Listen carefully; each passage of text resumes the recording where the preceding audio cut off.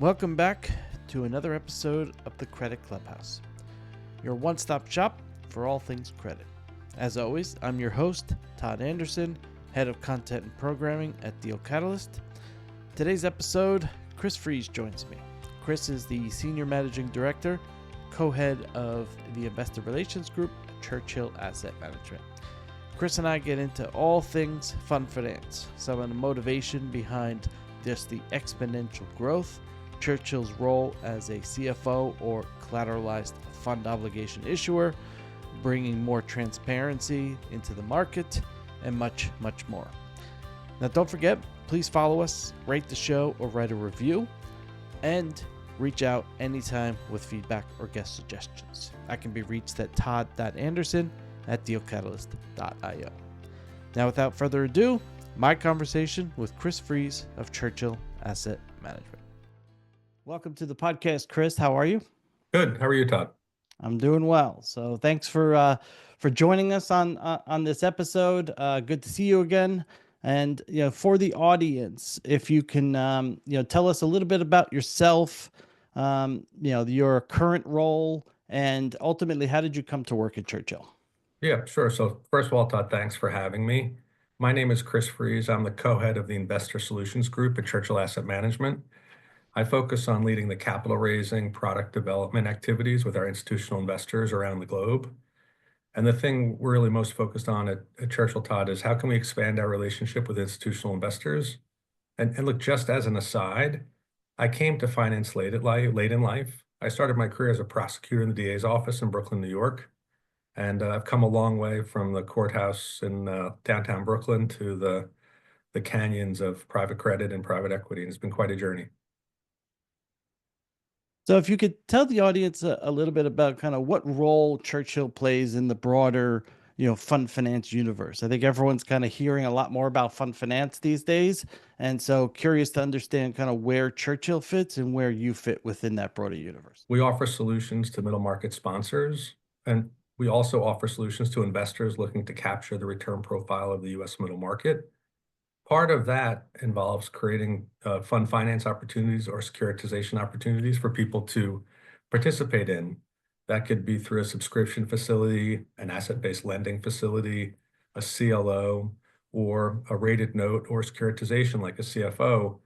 We spend a lot of time creating securitizations to meet the demand for investors who want the yield enhancement and high risk adjusted returns that they provide. And I would say Churchill is a leading player in the fund finance market, which is growing very rapidly. And you've referenced, the CFOs. I've seen a couple of the CFOs that you guys have done in terms of publicly discussed. I mean, can you talk a little bit about some of the recent transactions? Have you done more than just the two that at least I'm aware of?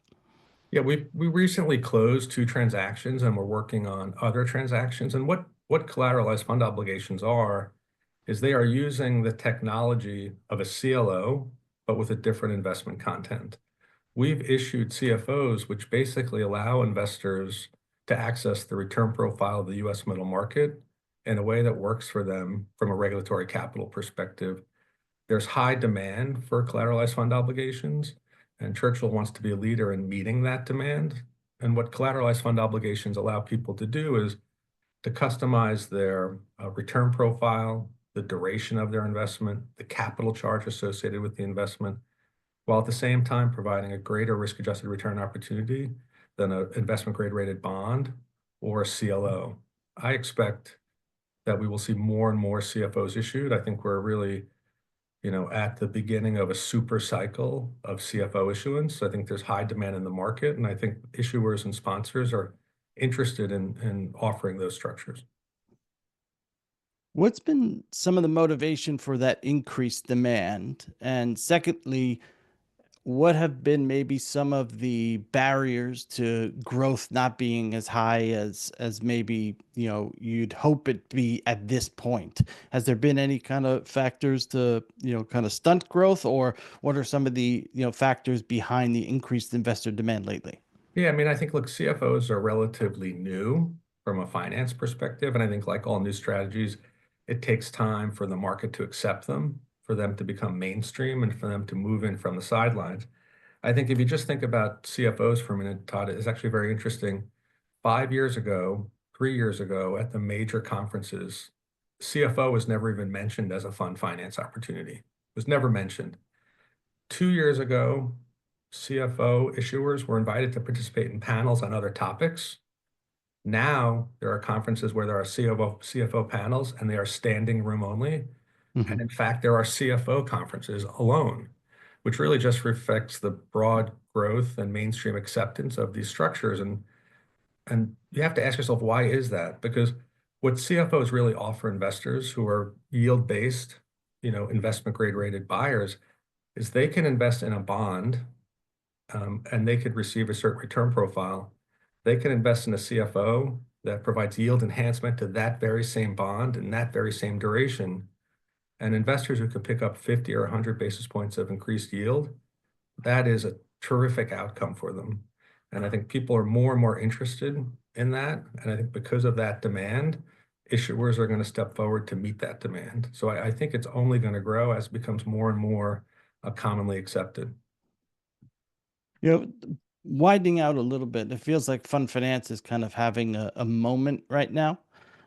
We've launched a fund finance conference both here in the U.S. and abroad. I mean, is there kind of a impetus as to why fund finance has kind of taken off the last couple of years? Is it part of the growth of private credit, which has obviously been all the rage the last few years?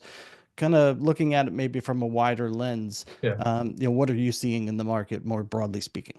Yeah, fund finance is a really big catch-all, title. Mm-hmm. Fund finance could be a subscription facility. It could be a CLO. It could be an ABL facility.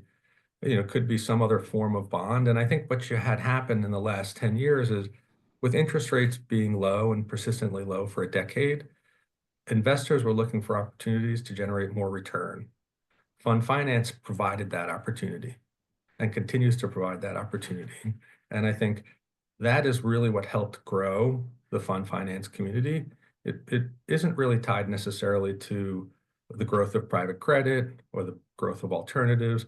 Securitizations and fund finance has been around a long time, but really in the last decade, probably, more importantly, the last 5 years, it's really grown because it's meeting a need for investors for customization and flexibility, high risk adjusted returns, greater yield.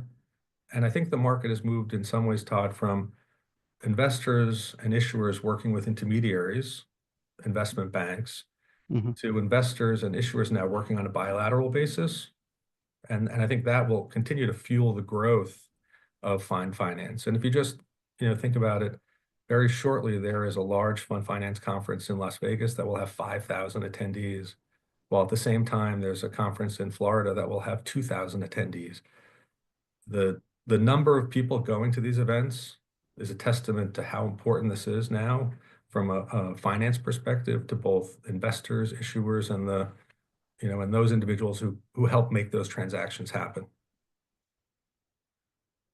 Looking at it from the opposite angle, I mean, are there some potential impediments that could, kind of stunt the market, stunt the growth that you see as, potential issues coming down the pike in the next year, 2 years?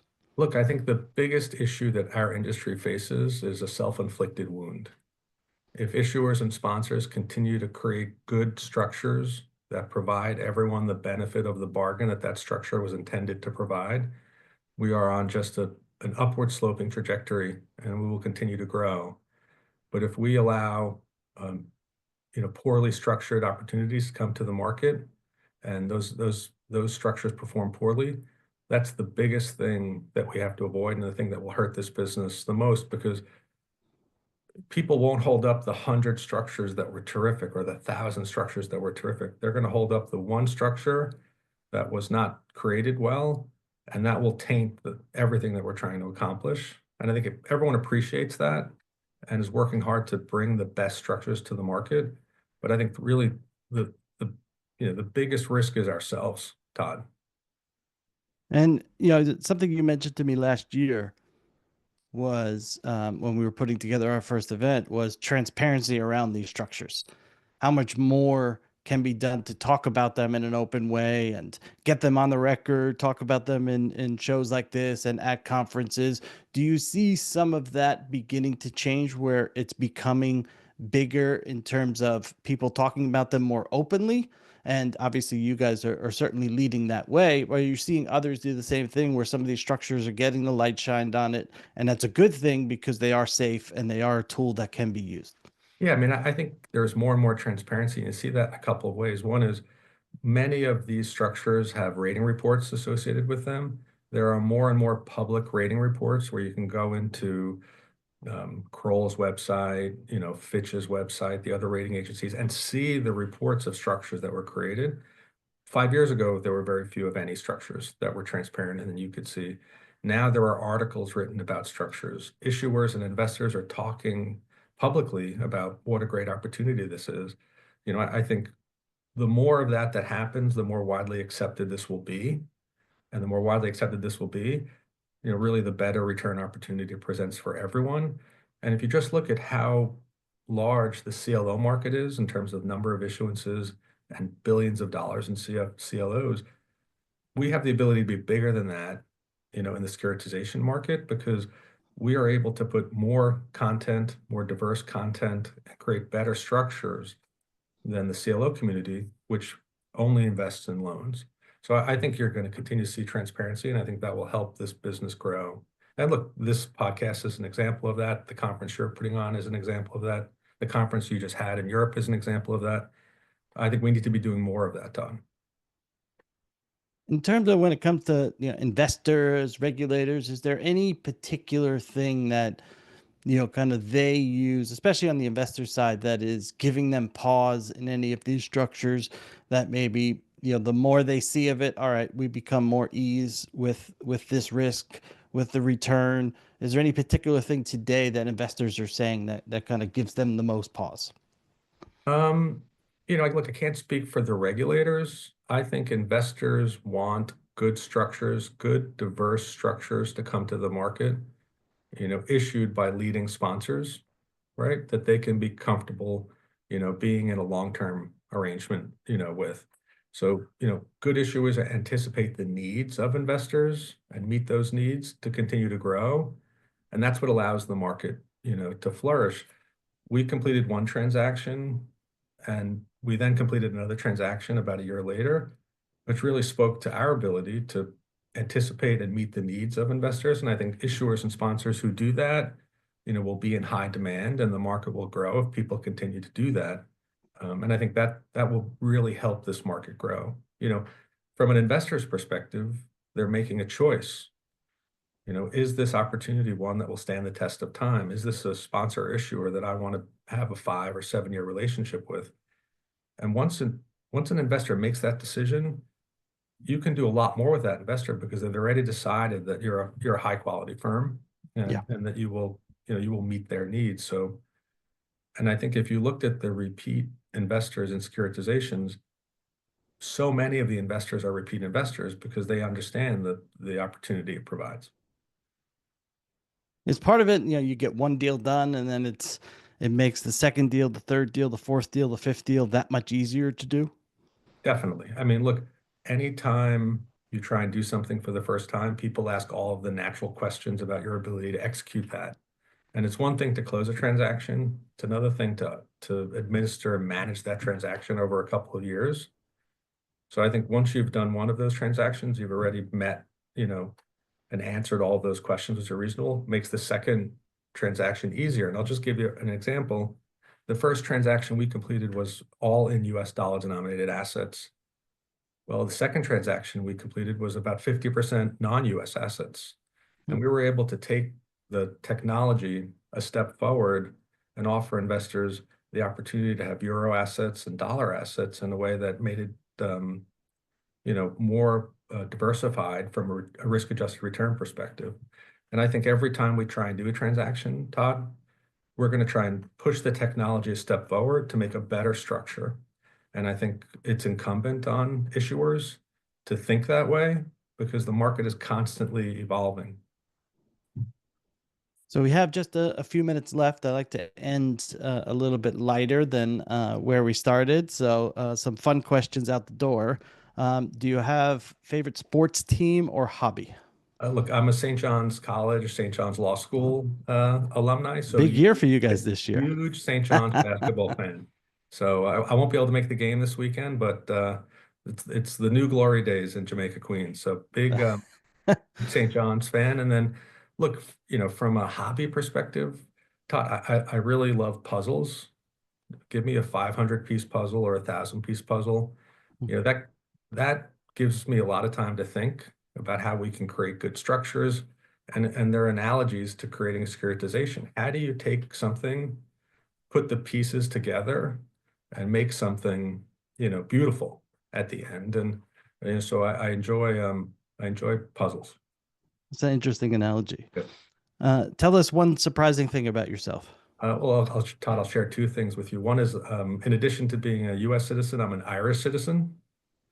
And I'm probably one of the few people in fund finance to own his own pair of lederhosen. What's the I mean, I can kind of guess the answer to this question because you've hinted it throughout, but what's the most exciting part of your job?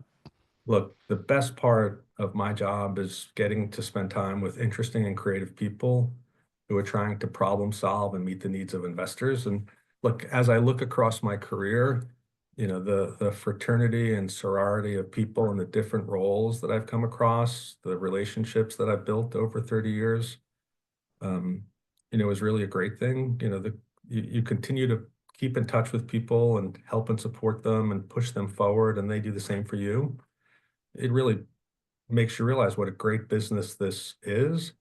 And it's all about the people, and it's about common success.